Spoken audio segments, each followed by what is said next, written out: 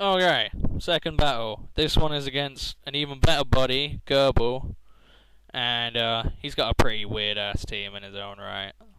Ghirbal he does his best to be original. Also, that Bonnet is a cotton guard one of these special ones. And yeah, there's me playing Xbox. 'Cause can. So he leads off with 4 times the cock, which isn't even whatever, Ghirbal, whatever. I lead off with my Mew, and same deal. I go for Stealth Rocks. I think I took the scarf off on this battle. I'm fairly adamant I did. Yeah, so we both go for Stealth Rocks, and then I transform into him because I figure most Mill Tanks carry T-Wave, so I'm going to want the Heal Bell to get it off my Mew. And he gets the Paralyze on Body Slam, which I found quite funny, because that was exactly why I transformed into him. So he's going to switch out as I Heal Bell, which is nice. I also noticed the Mew has kind of an odd HP stat. Most Transformers have max, max speed, max HP. This one's got a bit of special defense, because the whole point of the team is Coffagregus takes every single physical hit, and, Growlithe burns things, Hydreigon sets up Reflect, and then everything else kind of sponges special attacks, apart from Breloom. Anyway, I Heal Bell as he goes into his Bonnet, and I switch out and go into Hydreigon. He Cotton Guards, but because everyone, he was thinking, oh, is this a standard special Hydreigon, or is this a physical Hydreigon? And he goes, no, wait, I bet it's bulky Hydreigon. And I was just like, no. Of course it isn't. And then I reflect, and he's like, damn it, it's bulky. And I was like, yeah, that's how I roll. So, we're sitting here. I think he's going to go for Scald, even though I'm especially defensive. I don't think I stay in. Either that or I protect. No, I'd switch out, go into Mew. I guess I wanted to transform into him, but it seemed kind of pointless, really. I think I was hoping he'd have Earth Power, and try and go with that. But it seemed kind of futile, especially as Stunfisk is really, really, really defensive as opposed to offensive. So it would just be kind of a crappy war. Also, I think more Stunfisk are starting to carry Pain Split now, and I kind of wanted my health to get back up there since Stunfisk has got like 424 HP. So it has Scald, Discharge, Pain Split, and Attract, which is really annoying on Mew. That's a dick move. So I Pain Split on the Vanillux. It took Stealth Rock damage, so it's kind of there. 1 minute. Makar wants me to gen him 6 Metronome Pokes. Anyway, he takes me out of an Ice Beam, which kind of he was kind of annoyed because he made the build for that Pokemon. He was like, damn, I thought it could take an Ice Beam. And I was like, wait, you're meant to be happy. Oh, well. So, what the heck? Oh, I know what I do. I go into my Scarf Breloom. Because, Scarfed, and he hasn't got an Automatize up yet, if he has it. So I'm just going to Stone Edge it. I probably should have Super Powered, but, yeah, the whole Bonnet thing, that would kind of suck if he switched into that and I was locked into Super Power. I feel like a bit of a tit, really. He gets free Cotton Guard up and I just get nothing.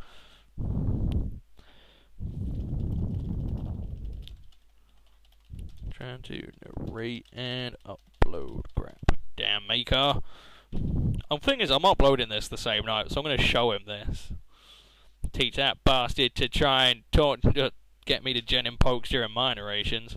Anyway, I go into Growlithe here, and I thought it would be a Scarfed Golduck, because with Cloud9 that makes the most sense, because against, sort of a sunny day teams, Cloud9 works perfectly. But it isn't, and he goes for a Surf, and he crits Growlithe, and I'm like, no! Poor little Growlithe hasn't had a chance to do anything yet. poor guy. And it's a funny set. I like I say, I'm not expecting it to go take it into battles and expect it to dominate everything. But you know, I figured it could take a surf from a Golduck. But now I'll go back into Breloom because Seed Bomb, most obvious play in the world. He's like, wait, why would you bring it in unless it was scarfed? And I'm like, it isn't scarfed. Nah, that's ridiculous. So he goes into his Miltank again. I just get the Seed Bomb. Like I say, I could have predicted it and gone for Superpower, but then again, he could have gone into Banette. You know, that's the tricky thing about fighting in normal types. When there's a ghost type there, it sort of ruins it, because you don't want to, you generally stray away from those kind of predictions. Anyway, I go into Koffagrigus, which has got hidden power fighting, and most Miltanks I see are physical, or physically defensive at least. So I figure that'll work out quite nicely. Although some do run a lot of special defense as well, because with the thick, fat, especially defensive Miltank is godly. But he goes back into his Stunfisk. I guess I think I Shadow Ball predicting the Banette, but why in God's green earth would he go into a Banette on a Koffagrigus? Banette's special attack is weak as hell, and its physical attacks will do nothing because I'm a max defensive beast. But I can't do anything to whoopee cushion there, so I switch out, go back into Hydreigon, take the Scald again. No biggie to me, really. I think I either set up a Reflect again, or I start Dragon Breath thing, trying to, you know, get somewhere. I have Dragon Breath and Dark Pulse. We were talking about it as we were battling. He was like, maybe you should run Flamethrower instead, because Dark Pulse, while it's, you know, dual stab, that's why I mainly put it there, and the flinch chance, I guess. It's not exactly going to be para-flinching Jirachi, but chance is nice. But while it's there for dual stab, Dark has got pretty dismal coverage. So, you know, I might take it off and put Flamethrower on it later. I'm not sure. We'll see how we do on that one.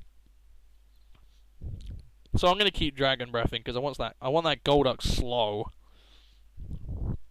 And I think he went for a Carmine there. I wasn't really sure. But again, I still don't get the Power Hack, so I don't even know why I have it there. I may as well just run, you know, Dragon Pulse or Draco Meteor for the hell of it. But still, there wouldn't be much point in my mind, because it's just meant to Power Hacks things and then leave. Then again, on the flip side, I suppose you could always argue that if it's meant to leave, you may as well just get maximum damage on something. But I go into Koffagrigus because I know I'm going to wall this thing to, you know, hell and back. He goes into... this bloody Lucario is a bit of a pain in the nuts. And it was, in fact, probably the end of my team, because it's a Calm Mind one. Now, this Koffagrigus has Haze, but it isn't meant to take special attacks, and that Lucario has Shadow Ball. And Hidden Power Fighting doesn't do as much as I thought it would. You know, Lucario is frail as hell. +1, I figured it'd do more. But he goes for the Shadow Ball. I live it. I get off a Haze. To be honest, I was probably better off going for another Hidden Power Fighting, because I knew I wouldn't live 2. So that was probably a bad play on my part. Because, you know, here I just go for another Hidden Power Fighting. Although I guess I did get Lefty's game back. So if I wanted to try and switch, I could have done. But, you know, if I go to Hydreigon, I'm not going to outspeed. The only thing that would outspeed is Breloom. Maybe. But then he has a Salak Berry as well. And that pretty much ends it. It's kind of a weird set. He said he doesn't really like it. Because, like I say, Lucario is frail as hell. And one hit is either going to one-shot it or take it barely down to the Salak. But he's +1, and it's worked out for him now. And I protect to see what he's got. He's got Aura Sphere.